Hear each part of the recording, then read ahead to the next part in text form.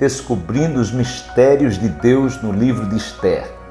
Amanhã nós continuaremos fazendo a nossa live, mas estaremos orando e lendo e confiando e aprendendo e aplicando o livro de Esther.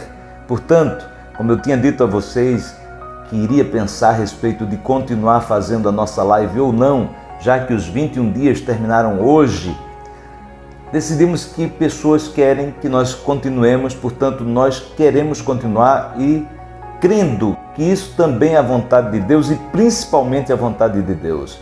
Amanhã, ao meio-dia, estaremos orando, lendo, confiando, aplicando o livro de Esther para as nossas vidas. Eu aguardo você, quero que você venha conosco e aprenda conosco e vamos aprender juntos e nos fortalecer na fé juntos, no nome do Senhor Jesus. Te aguardo amanhã ao meio-dia.